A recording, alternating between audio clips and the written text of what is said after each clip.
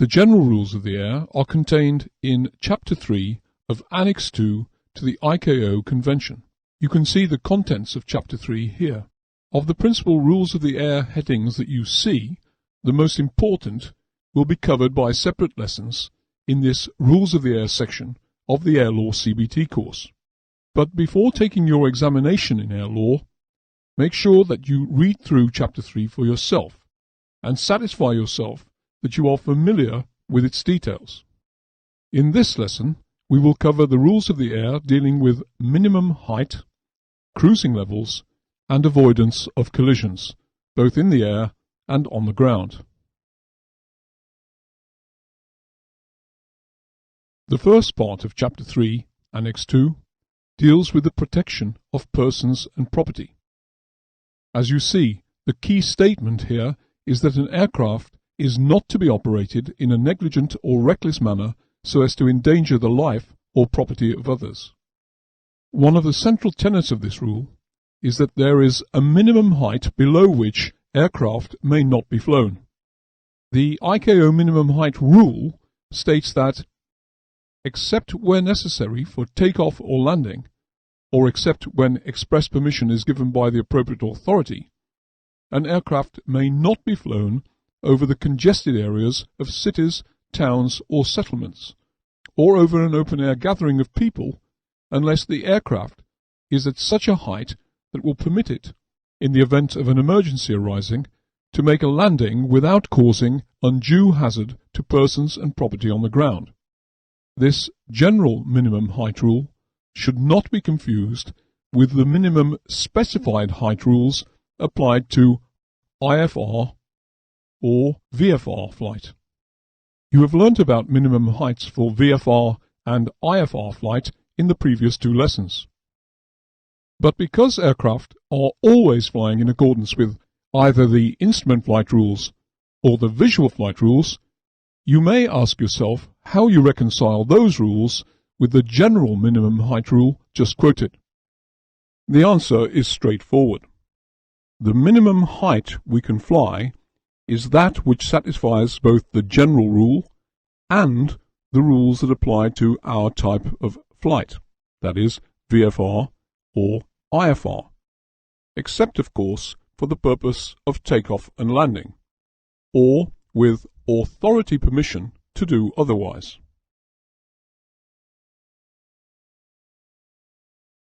Now let's move on to the question of cruising levels.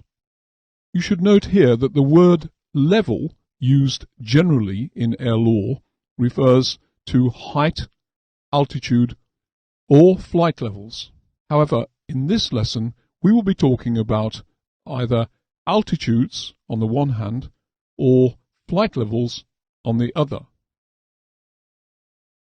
In order to meet air traffic and flight safety requirements, national aviation authorities establish one or more transition altitudes in the state or states for which they are responsible.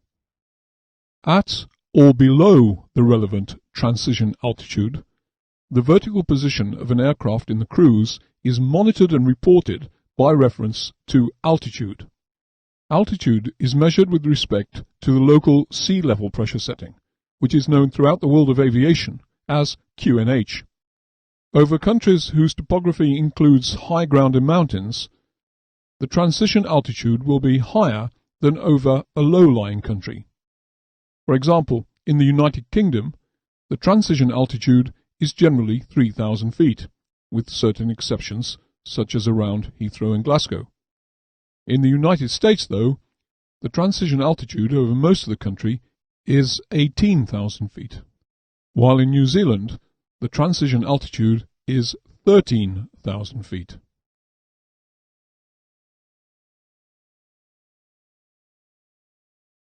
Above the relevant transition altitude, the air traffic services monitor and pilots report the vertical cruising position of aircraft by reference to flight levels. Flight levels are measured with respect to a standard pressure setting of 1013.2 hectopascal or millibars. The lowest usable flight level above the transition altitude is called the transition level. you should note that while a transition altitude is set by a national aviation authority, transition levels are not fixed, but change with changing atmospheric pressure. So, on a given day, the transition level might be flight level 45, for instance, as shown here, or, as in this example, flight level 40. The phenomenon of changing values for the transition level can be awkward to understand. You should take time to study the phenomenon on your own by referring to the lesson on altimetry in the subject of meteorology. Now let's move on to avoidance of collision. In all aircraft operations, it is of supreme importance that rules be established to help keep the risk of collision between aircraft to an absolute minimum, whether the aircraft are in the air or on the ground. When aircraft are under radar control and flying in accordance with the instrument flight rules, collision avoidance is the responsibility of the air traffic controller as well as that of the pilot. And so the rules of the air on collision avoidance may seem to apply predominantly to aircraft flying in accordance with the visual flight rules. Nevertheless, collision avoidance rules must be observed and put into practice by all pilots.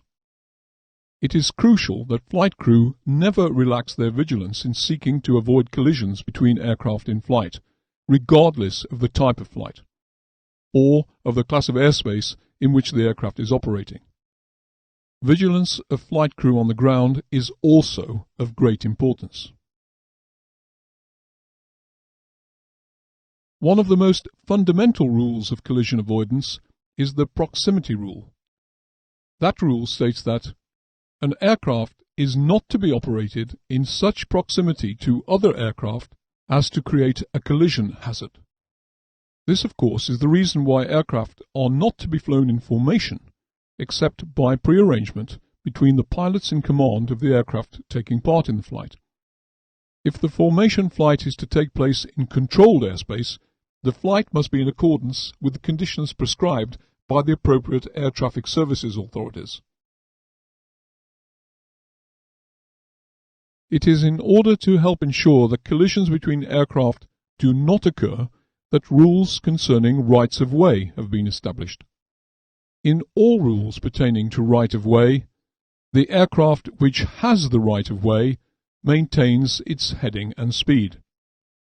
However, it is crucial that pilots understand that no right of way rule relieves the pilot in command of an aircraft having the right of way from the responsibility of taking avoiding action should it prove necessary. The pilot of the aircraft required to give way may not have seen the other aircraft. It can easily be fatal in the air for a pilot to insist on his priority. It is incumbent on all pilots to take action to avoid collision. This principle includes action to avoid collision based on resolution advisories provided by ACAS equipment. ACAS is the Airborne Collision Avoidance System, equipment that seeks to warn pilots of the proximity of other aircraft.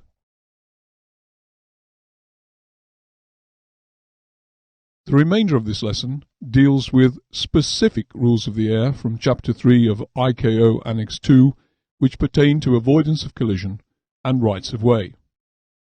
An aircraft which is obliged by the rules which follow to keep out of the way of another aircraft must avoid passing over, under, or in front of the other aircraft unless passing well clear. Aircraft taking avoiding action must also take into account the effect of wake turbulence.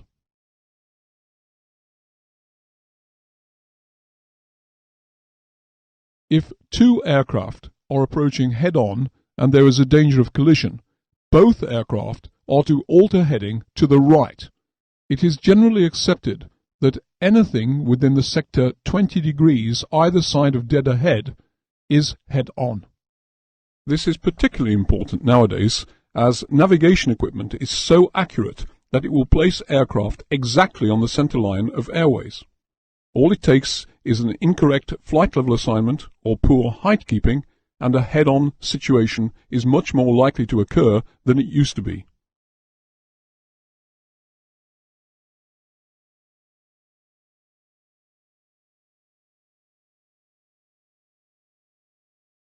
When two aircraft of the same category, for instance, two powered heavier-than-air aircraft, are converging at approximately the same level, the aircraft which has the other aircraft on its right is to give way. Expressed simplistically, the aircraft on the right is in the right and should maintain speed and heading.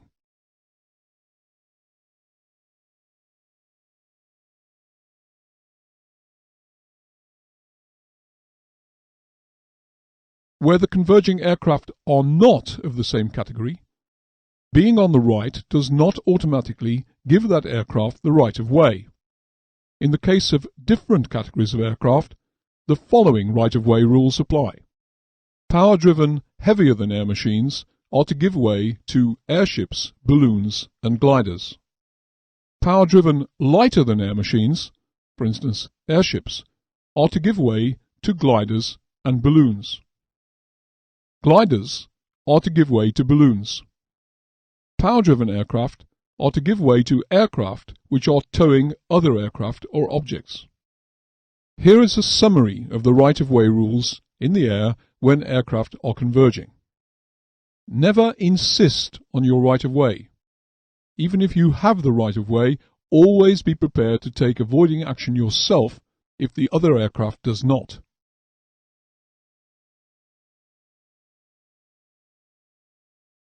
Now let's look at the situation of overtaking. An overtaking aircraft is a faster aircraft that approaches another aircraft from behind, within a 70-degree arc either side of the tail of the aircraft being overtaken. At night, the overtaking aircraft in this position would be unable to see either of the other aircraft's port or starboard navigation lights. It is the aircraft which is being overtaken that has the right of way. The overtaking aircraft, whether climbing, descending, or in horizontal flight, must keep out of the way of the other aircraft by altering its heading to the right. The overtaking aircraft must stay out of the way of the aircraft being overtaken until well clear.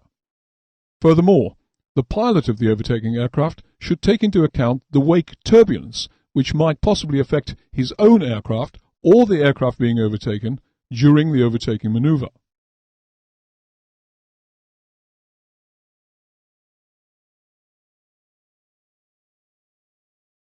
Now let's move on to the question of priority on landing. An aircraft in flight or operating on the ground or water is required to give way to aircraft landing or in the final stages of an approach to land.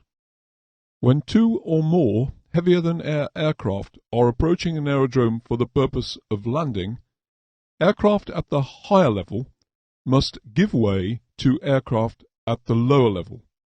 But the lower aircraft must not take advantage of this rule to cut in front of another aircraft which is in the final stages of an approach to land, or to overtake that aircraft.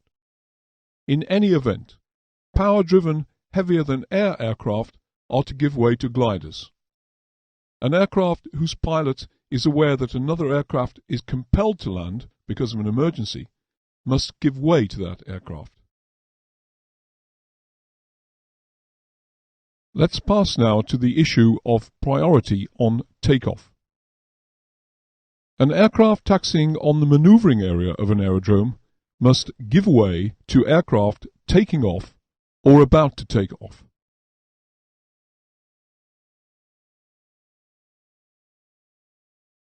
Chapter 3 also contains rules governing the surface movement of aircraft. An aircraft taxiing on the maneuvering area must stop and hold at all runway holding positions, unless otherwise authorized by air traffic control.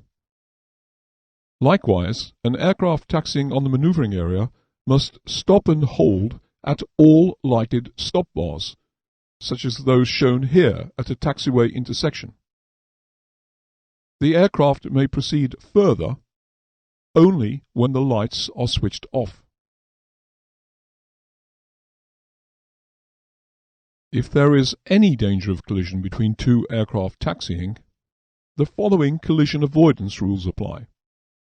When two aircraft are approaching head-on, or approximately so, each aircraft must stop, or, where practicable, alter its course to the right, so as to keep well clear.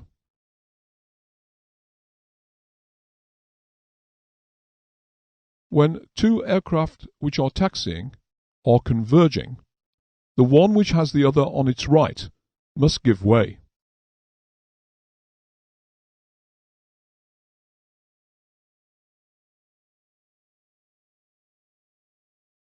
Any aircraft which is being overtaken by another aircraft has the right of way. The overtaking aircraft must keep well clear of the aircraft being overtaken. That completes the lesson on minimum height, cruising levels, and avoidance of collisions.